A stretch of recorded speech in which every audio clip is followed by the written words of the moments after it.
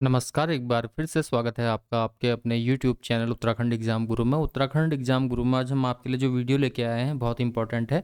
अगर आप भी यूके ट्रिपल एससी की तैयारी कर रहे हैं तो ये वीडियो आपके लिए ही है। यूके ट्रिपल एससी आज 5 दिसंबर 2023 को नए पदों हेतु विज्ञापन जारी किया है यूके ट्रिपल एससी ने। और कौन कौन से पद हैं और क्या क्या इसकी शैक्षिक योग्यताएं हैं इस वीडियो में हम पूरा जानेंगे। तो ये आज का विज्ञापन है, उत्तराखंड अधीनस्थ सेवा चयन आयोग की ओर से आया है। यहाँ पर आप क्लिक करेंगे तो ये विज्ञप्ति आपको दिखेगी। विज्ञप्ति हम डिटेल में पढ़ते हैं, देखिए क्या है। ये विज्ञापन प्रकाशन की तिथि जो है आज की है, यानी कि 5 दिसंबर 2023 की। और ऑनलाइन आवेदन जो है 11 तारीख से प्रारंभ होंगे और 31 दिसंबर तक आप ऑनलाइन आवेदन कर सकते हैं। और संशोधन के लिए भी आजकल जो है उत्तराखंड अधीनस्थ सेवा चयन आयोग समय दे रहा है, जिसका समय जो है 4 जनवरी से 8 जनवरी 2024 के बीच में रहेगा। और लिखित परीक्षा की जो अनुमानित तिथि रहेगी 31 जनवरी 2024 रहेगी। और इस परीक्षा की तैयारी हम आपको अच्छे से करवाएंगे, ये हमारा वादा है। अगर आप हमारे साथ बने रहेंगे तो हम इस परीक्षा के लिए आपकी तैयारी को पूरा समय देंगे। चलिए विज्ञापन पढ़ते हैं। उत्तराखंड अधीनस्थ सेवा चयन आयोग द्वारा ग्रुप सी के अंतर्गत जो है परिवहन आयुक्त संगठन में परिवहन आरक्षी के 118 पद और कार्यालय आबकारी आयुक्त में आबकारी सिपाही के 100 पद और कार्यालय आबकारी आयुक्त में उप आबकारी निरीक्षक के 14 रिक्त पद हेतु और गोविंद बल्लभ पंत कृषि एवं प्रौद्योगिकी विश्वविद्यालय में हॉस्टल मैनेजर ग्रेड 3 के 2 रिक्त पद और महिला कल्याण विभाग में गृह माता हाउस कीपर के 2 रिक्त पद हेतु, यानी कि कुल 236 पद हैं। अच्छे खासे पद हैं। सीधी भर्ती हेतु ऑनलाइन आवेदन आमंत्रित किए गए हैं। जो इच्छुक अभ्यर्थी हैं आवेदन कर सकते हैं 31 दिसंबर तक। जो परीक्षा होगी ऑफलाइन होगी या ऑनलाइन मोड में होगी, जो भी आयोग उस समय निर्धारित करेगा। बाकी आपको परीक्षा के समय जो है बता दिया जाएगा। चलिए परिवहन आरक्षी की जो शैक्षिक योग्यता है वो देखते हैं। यह है परिवहन आरक्षी का पद। इसमें कुल पद 118 हैं। अलग अलग पदों का रिजर्वेशन आप यहाँ पर देख पा रहे हैं। वेतन जो है इसका लेवल 3 का है। 18 से 30 वर्ष की आयु सीमा है। पद अराजपत्रित है और एनपीएस यानी कि अंशदायी पेंशन युक्त है।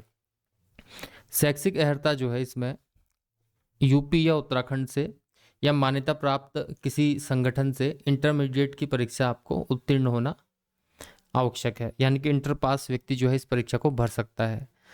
और अन्य बातों के समान होने पर अधिमान, अगर मान लीजिए नंबर सेम आते हैं तो जिनकी एनसीसी बी सर्टिफिकेट जिसके पास होगा या जिसने प्रादेशिक सेवा में 2 वर्ष की न्यूनतम सेवा की होगी उसको अधिमान दिया जाएगा। बाकी इसमें शारीरिक अहर्ताएं भी दी गई हैं। 165 सेंटीमीटर की हाइट है सामान्य ओबीसी और एससी के लिए। बाकी जनजाति के लिए 160 सेंटीमीटर और महिलाओं के लिए 155 सेंटीमीटर की हाइट रखी गई है। पुरुष अभ्यर्थियों के लिए सीना जो है बिना फुलाए 78 सेंटीमीटर और फुलाने पर 83 सेंटीमीटर, यानी कि 5 सेंटीमीटर का फैलाव मांगा गया है। इसमें शारीरिक दक्षता परीक्षा भी होगी। पुरुष और महिला अभ्यर्थियों के लिए जो दौड़ है और उसका समय जो है, पुरुषों के लिए 1500 मीटर की दौड़ होगी और 6 मिनट में पूरी करनी होगी। और महिलाओं के लिए 400 मीटर की दौड़ 1 मिनट 35 सेकंड में पूरी करनी होगी। और चिनअप जो होंगे, पुरुष अभ्यर्थियों के लिए चिनअप होंगे और महिलाओं के लिए रस्सी कूद होगी। चिनअप 6 बार चिनअप और महिलाओं के लिए 1 मिनट में 55 बार रस्सी कूद होगी। परिवहन आरक्षी के पदों हेतु शारीरिक मापजोक एवं दक्षता परीक्षा निर्धारित मानकों के अनुसार की जाएगी, जो न्यूनतम अहरकारी यानी कि क्वालिफाइंग नेचर की होगी। बाकी दिव्यांगता श्रेणी के या दिव्यांगता की प्रचलित श्रेणी से संबंधित प्रयुक्त संक्षिप्तियों का विवरण जो है 2 में दिया गया है इसका।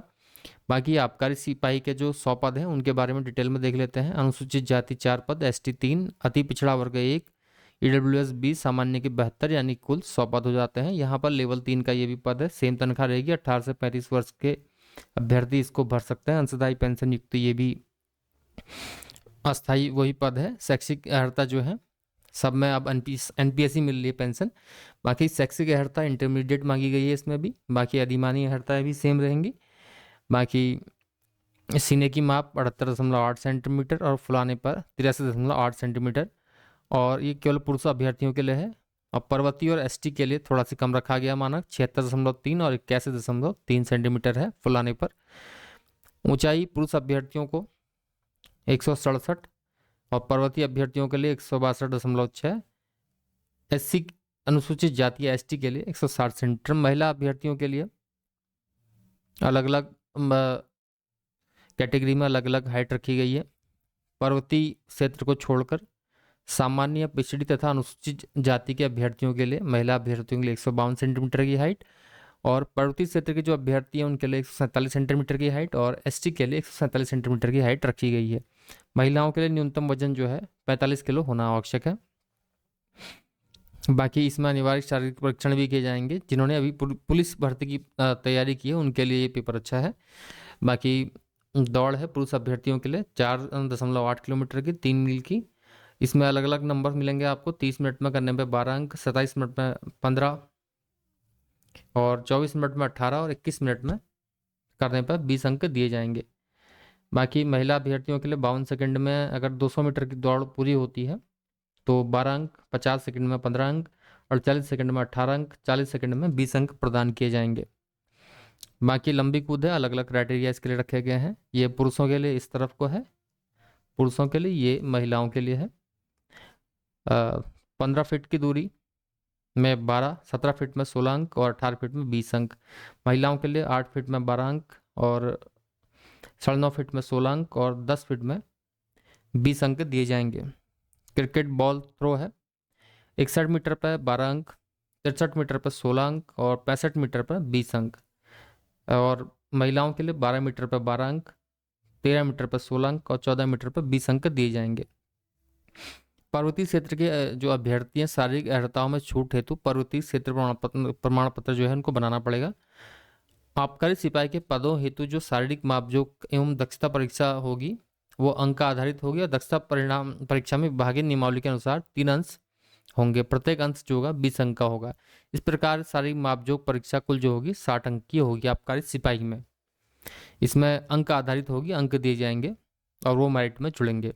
और आबकारी निरीक्षक के पद हैं जो 14 पद हैं, उप आबकारी निरीक्षक 14 पद हैं, इसमें जनरल के 8 पद हैं।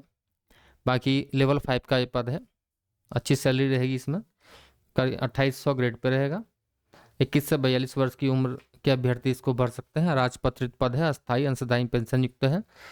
इंटरमीडिएट परीक्षा उत्तीर्ण होनी चाहिए। बाकी अधिमानी अर्हताएं सेम है।